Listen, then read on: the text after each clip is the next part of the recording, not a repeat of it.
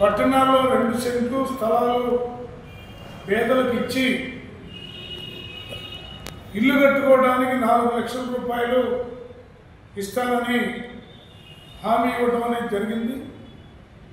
ఆ హామీని నిరుపేదలందరూ కూడా పూర్తి స్థాయిలో నమ్మి తెలుగుదేశం పార్టీకి ఓట్లేయడం కూడా జరిగింది.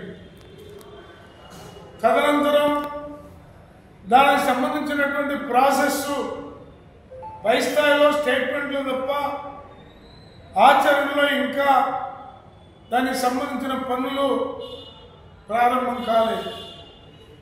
ఇప్పటికే సిపిఐ ఆధ్వర్యంలో, వ్యవసాయ కార్మిక సంఘం ఆధ్వర్యంలో రాష్ట్ర వ్యాప్తంగా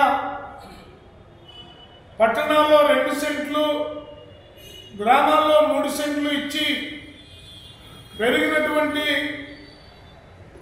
ఇసుక, సిమెంటు, ఐరన్ దృష్టిలో ఉంచుకొని కనీసం 5 లక్షల రూపాయలు ఇల్లు కట్టుకోవడానికి ఇవ్వాలని డిమాండ్ చేస్తూ ఇప్పటికే నిరుపేదలందరితోటి అర్జీలు పూర్తి చేయించి అన్ని చోట్ల సచివాలయాల్లో, ఎంఆర్ఓ కార్యాలయాల్లో, కలెక్టర్ ఆఫీసుల్లో రాష్ట్ర వ్యాప్తంగా ఇవ్వటం అనేది జరుగుతూ ఉన్నది.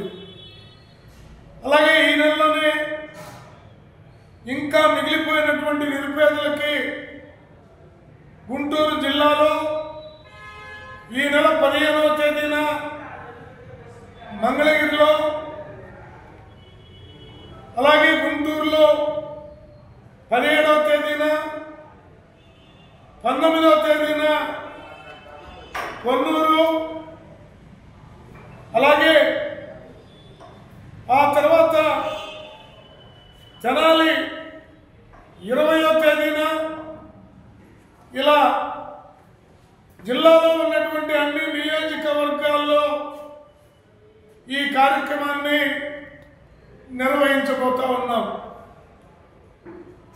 ఇది నిరుపేదలకి చంద్రబాబు ఇచ్చినటువంటి హామీని నెరవేర్చమని కోరుతూ జరిగేటటువంటి కార్యక్రమం.